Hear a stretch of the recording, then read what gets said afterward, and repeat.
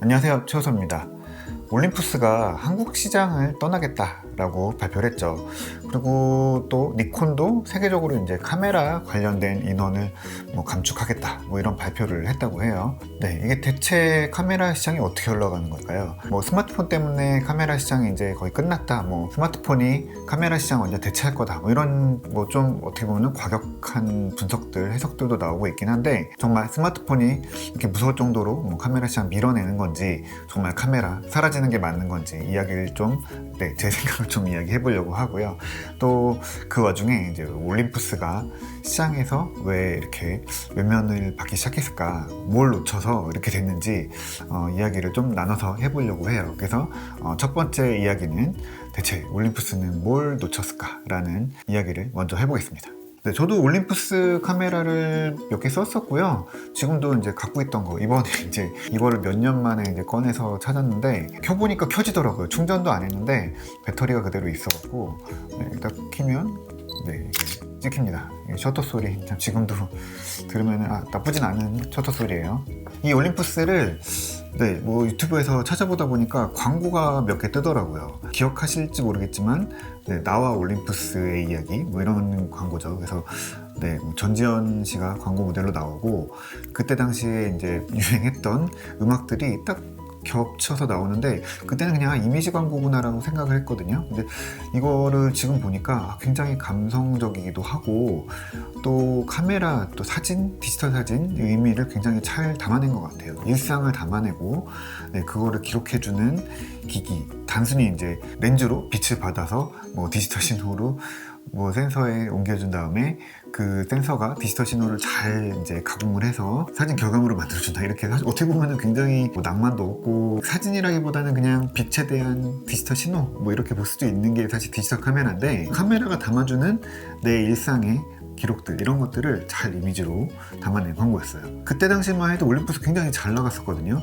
물론 캐논, 니콘 이런 회사들이 탑을 먹고 있었던 거는 그때도 마찬가지긴 했는데, 그래도 올림푸스가 제 생각에는 3위 업체 정도는 됐던 것 같아요. 근데 그러다가 보니까 어느 순간 제가 올림푸스라는 회사를 아예 생각을 안 하고 살고 있었더라고요. 일단 해외 시장은 잘 모르겠는데, 올림푸스 발표에 보면은 국내 시장이 속 좋지 않았다라는 거는 그 내용에서 읽을 수 있는 것 같고요. 카메라 시장의 축소인지 아니면 국내 올림푸스 시장의 축소인지는 정확히 모르겠지만, 어쨌든 축소되고 있다라는 이야기를 심었죠. 저도 사실 카메라 굉장히 좋아하고 이것저것 많이 사고 장비병 환자 이렇게 볼 수도 있는데, 딱히 올림푸스에는 갖고 싶은 카메라가 없더라고요. 그건 어떤 의미일까 싶은데, 기능적으로 디자인적으로 이런 거 다 떠나서 그냥 올림푸스 카메라가 꼭 있어야 될 것 같은, 내가 그게 없으면은 사진도 영상도 못 찍을 것 같은 마음을 움직이는 색깔이랄까요? 그런 게 좀 사라진 게 아닌가라는 생각을 해봅니다. 그리고 그건 결국 이제 시대 흐름에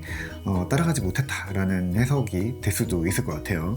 저는 올림푸스가 카메라 업계에서 주목을 받았던 시기가 한 3번 정도 있었다고 생각합니다. 90년대 말, 2000년대 초반에 똑딱이 카메라들이 유행할 때, 그때 올림푸스 카메라에 대한 이미지는 색깔이 좋다였었거든요. 색감이죠. 이 사실 카메라 색감 같은 거는 참 답 없는 얘기죠. 근데 그럼에도 대체로 올림푸스 카메라는 얼굴 색깔이 잘 나온다 라는 이야기를 했어요. 특히 이제 동양인들의 얼굴 색을, 그 약간 노란기 도는 색깔을 아주 예쁘게 잘 자연스럽게 담아준다 라는 이야기가 카메라 쓰시는 분들한테는 거의 박혀 있었죠. 실제로도 좀 올림푸스만의 색깔 특성은 확실히 있었고요. JPG 파일만 보면은, 보정하지 않은 파일 그대로 보면 이거 올림푸스로 찍었구나 라고 하는 느낌들이, 묘한 느낌들이 있었어요. 그래서 저도 이것 때문에 올림푸스 카메라를 샀던 적도 있었는데, 지금은 사실은 잘 모르겠고요. 피부 예쁘게 나온다, 올림푸스가 색감이 좋다 이런 얘기 들어본 지가 정말 언젠지 모르겠어요. 이건 제가 관심이 없어서 그럴 수도 있긴 한데, 적어도 이제 특히 이제 피부 색깔 이런 것들이 좋다라는 이야기는 사실 이 후지필름이 가져갔죠. 제가 전에 잠깐 얘기했지만, 이 카메라를 정말 필요 없는데 갑자기 샀어요. 갑자기 사기보다는 굉장히 고민했죠. 살까 말까 했는데, 필요 없다라는 걸 머리로 알지만 이게 너무 갖고 싶다라는 생각을 했던 게, 이걸로 찍은 사진들이 굉장히 예쁘게 나왔고요. 특히 그 필름 시뮬레이션 같은 경우에는 이제 거의 자리를 잡았죠. 저도 지금 굉장히 만족하면서 쓰고 있고요. 사진을 특히 로우 파일 같은 경우에 아무렇게나 찍어도 나중에 거의 현상하듯이 필름 느낌 바꿔가면서 결과물 마음으로 뽑아낼 때 기분이 굉장히 좋아요. 색 때문에 결국에는 카메라를 사게 되는구나 라는 생각을 하게 한 또 이런 카메라죠. 근데 그거 사실 이제 올림푸스가 갖고 있다가 잃어버렸다는 거는 굉장히 큰 의미가 있는 거죠. 두 번째는 이제 포서드 센서거든요. 바로 이 포서드 센서죠. 이게 요즘에 나오는 마이크로 포서드가 아니라 초기에 나왔던 그 포서드입니다. 이 카메라는 올림푸스 420이고요. 그때 굉장히 작고 가볍고 예뻐서 샀거든요. 25mm 팬케이크 렌즈를 딱 끼면 정말 아주 예뻐요. 근데 이 포서드가 처음 나올 때는 굉장히 또 주목을 받았어요. 사실 2000년대 초반만 해도 디지털 카메라는 여전히 비쌌고요. 하이엔드 카메라, 똑딱이 카메라들이 대세였었죠. 그 중에서도 이제 다들 사진 좀 찍고 싶다라고 하는 사람들은, 많이 찍는 사람들은 렌즈 교환식 카메라, DSLR 카메라를 다들 꿈꿨죠. 뭐 그때 당시에만 해도 뭐 해상도, 해상력 이런 거 다 떠나서 그냥 배경에 날아가는 그런 사진이 갖고 싶었던 게 제일 컸고요. 배경을 날리려면 망원 렌즈가 있어야 되고, 가장 중요한 센서가 커야 되죠. 똑딱이 카메라들은 센서가 작았기 때문에 결국에는 DSLR 카메라를 바라볼 수밖에 없었는데 굉장히 비싸고 또 귀했죠. 그냥 정말 전문가들이 쓰는 카메라였어요. 그 DSLR 카메라들 보면은 뭐 기계적이고 뭐 과학적인 요소들도 있지만 일단 센서가 커지면 굉장히 비쌌어요. 지금도 비싸지만 그때 더 비쌌죠. 그때 올림푸스가 디지털 시대에 맞는 DSLR 새로 만들겠다라고 하면서 새로운 센서랑 뭐 광학계를 들고 나왔죠. 바로 포서드죠. 뭐 이때까지만 해도 DSLR이라고 하면 뭐 풀프레임은 말도 할 수 없었고요. APS-C, 요즘에 크롭바디라고 하는 그게 이제 대세였죠. 그런데 결국 목표는 35mm 필름, 기존의 이제 필름 사이즈랑 똑같은 풀프레임 센서였고요. 그런데 이제 올림푸스는 이게 디지털 카메라는 완전 별개의 포맷이고 필름 시장을 따라가는 게 옳지 않다고 봤어요. 그래서 완전히 디지털 구조에 맞는 새로운 광학계를 만들겠다라고 발표를 한 거죠. 화면 비율도 아예 4:3으로 잡았어요. 왜냐면 그때 당시에만 해도 16:9 디스플레이는 거의 없었고요. 그러니까 대부분 뭐 카메라뿐만 아니라 컴퓨터 앞에서 보는 이미지들, 이런 것들은 다 4:3이 기본이었거든요. 그래서 그 포서즈라는 이름도 사실은 4:3 비율을 담은 이름입니다. 올림푸스가 사실 포서드를 내놓으면서 중요하게 여겼던 거는 렌즈의 특성이었어요. 뭐 센서도 센서지만 디지털 특성에 맞는, 그러니까 디지털 센서라는 특성이 뭐냐면 빛이 정확히 들어와야지 정확히 읽을 수 있거든요.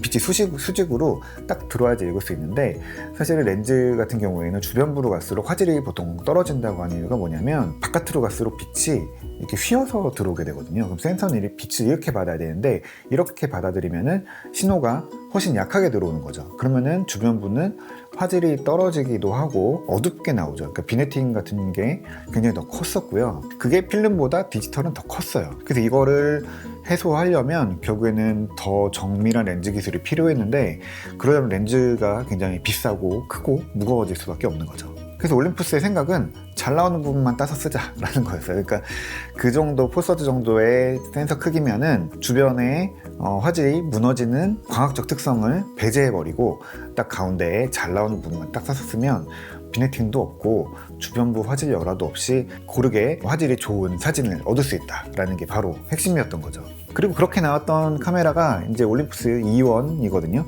저도 이건 직접 구입하지 못했고 주변에 갖고 계시는 분들이 좀 있었어 갖고 하나 보면서 정말 잘 만들었다라고 했었고, 번들은 아니지만 1454 같은 그런 렌즈는 그때 당시 정말 색도 예쁘게 나오고 좋다라고 해서 결국에는 올림푸스의 그 색감 느낌을 큰 판형으로 더 고화질로 볼 수 있는 좋은 광학계가 나왔구나라는 생각을 했었거든요. 그러면서 올림푸스가 확 이제 DSLR 시장으로도 치고 나왔었죠. 물론 캐논, 니콘이랑 직접적으로 비교하기는 여전히 어려운 부분이 있었지만 그때 당시에는 지금 이제 소니의 전신이죠. 미놀타보다는 한 수 위가 이제 올림푸스였었고 뭐 대중적인 인기도 훨씬 높았죠.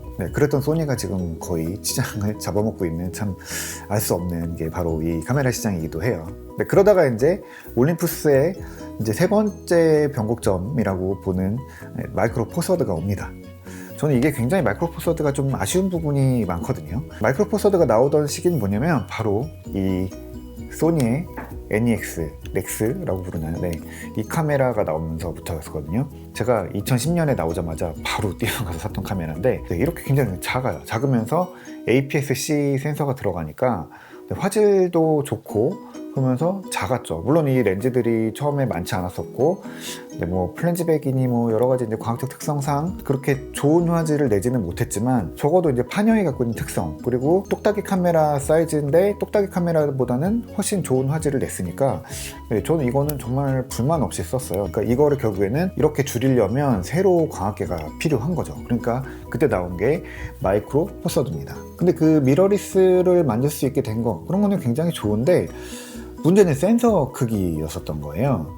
판형이 이거랑 똑같은 거죠. 소비자 입장에서 보면은 별로 뭐 화질 차이도 없고 뭐 센서가 바뀐 것도 아닌데 왜 새로운 렌즈 광학계가 나오지? 라는 생각을 할 수밖에 없는 그런 구조인 거죠. 이걸 좀 다른 데에 비교해 보면은 뭐 별로 이렇게 큰 차이 없는데 뭐 그냥 핀 바꿔서 메인보드를 새로 사게 만드는 CPU 뭐 이런 느낌이 아닐까 생각 좀 들거든요. 그런데 그때 이제 2010년 정도 들어오면서 카메라 시장이 변하기 시작했어요. 이제 그 전에 이제 폰카가 아니라 스마트폰이 자리를 잡으면서 스마트폰 화질이 본격적으로 좋아지기 시작했죠. 그러면서 카메라가 가져가야 될 거는 휴대성 이런 거보다도 조금 크더라도 아니면 크기를 최소화하면서 결국에 중요한 거는 화질로 차별점을 둬야 됐었던 거거든요. 그리고 그 사이에 이제 이런 미러리스 APS-C 센서는 하이엔드 디지털 카메라 정도로 작아졌고, 풀프레임도 A7 이런 것들이 나오면서 크게 굉장히 작아지고 있었어요. 그러니까 디지털 카메라의 가장 큰 존재 이유는 판형이 된 거죠. 큰 센서인 거예요. 물론 작은 센서가 나쁜 건 아니지만 이것도 지금 보면은 렌즈 센서를 한번 볼까요? 이렇게 차이가 납니다. 이게 센서를 열어야 되나? 센서가 이렇게 크기가 차이가 납니다. 그리고 여기에 카메라의 역할 중에 하나가 이제 또 동영상이 나오기 시작하죠. 그래서 대부분의 카메라들이 동영상을 찍기 시작했고, 카메라가 할 일들이 더 늘어나게 된 거죠. 그러면서 올림푸스의 이 작은 센서는 이렇다 할 좀 색깔이 사라지게 된 거예요. 사람들이 DSLR이나 이런 큰 판형 카메라에 대해서 가장 매력적으로 느끼는 거는 심도거든요. 뒷배경이 확 날아간다, 이 부분이죠. 근데 잘 안 날아가는 거예요, 올림푸스는. 근데 또 이게 센서 탓만 할 수가 없는 게, 똑같이 이제 포서드 센서, 포서드 렌즈를 쓴 파나소닉은 GH 시리즈 내놓으면서 이제 동영상에 집중하면서 거의 대박을 치기 시작했죠. 동영상 목표로 카메라 구입하신다고 하면 거의 뭐 소니만큼 고민을 많이 하게 만드는 카메라가 바로 파나소닉인데, 정작 같은 광학계를 갖고 있는 올림푸스의 마이크로 포서드는 동영상 쪽에서도 그렇게 사실 두각을 드러내지 못했어요. 센서 크기, 그러니까 차삼에 작으면 생기는 이점들이 없진 않아요. 이게 굉장히 많이 있어요. 마이크로 포서드도 화질을 높일 수 있는 그런 조건들, 광학계 조건들을 다 가지고 있었는데, 사실 센서 기술이 좋아지고 또 소니 같은 경우에는 풀프레임을 내놓으면서 주변부 화질이 떨어지는 부분을 뭐 이면조사 센서 이런 걸 붙여서 주변부까지 화질을 높일 수 있는 그런 기술을 이제 반도체로 풀어냈었고요. 그리고 렌즈도 사실 이제 주변부까지 굉장히 좋은, 요즘에 소니 GM 렌즈 같은 경우에는 주변부까지 화질이 균일하게 잘 나오잖아요. 거의 20년이 다 돼가죠. 포서드 나온 지가. 20년 전에 생각했던 그런 거랑은 기술의 방향 자체가 달라져 버린 거예요. 그러니까 작은 센서를 굳이 고집할 필요가 있었나 라는 생각을 지금도 계속 해봅니다. 그러는 사이에 이제 이름이 입에 오르내리는 그런 브랜드들은 다들 색깔을 찾아가기 시작했죠. 뭐 소니나 캐논 같은 경우에는 점점 더 탄탄해지고 있고요. 파나소닉도 점점 자기 영역을 완전히 굳혀가기 시작했죠. 뭐 후지도 위험한 거 아니냐라고 이야기들이 나오고 있지만, 저는 후지 굉장히 실속 있게 장사 잘하고 있다고 생각하고요. 많이 팔기보다는 딱 그냥 적절한 시장을 잘 이끌어가는 것 같아요. 이게 어디서 또 차이가 나냐면 중국 가격인데, 올림푸스의 또 다른 별명이 네림푸스죠. 그러니까 가격 자체가 유지가 안 되니까 나왔을 때 바로 사기 꺼려지기도 하고, 또 가격에 대해서 신뢰하지 못하기 때문에 브랜드 신뢰도까지 떨어지는 그런 상황이 이어졌죠. 근데 후지는 정말 가격 안 떨어지거든요. 1년 전, 2년 전, 뭐 지금 거의 단종되기 직전의 카메라들도 가격이 거의 떨어지지 않아요. 그게 브랜드에 대한 색깔, 그리고 신뢰도, 이런 부분 측면에서 올림푸스는 좀 아쉬운 점이 있지 않았나 생각이 좀 듭니다. 그래도 올림푸스가 좀 나가고 뭐 없어지고 이런 부분들은 굉장히 아쉬워요.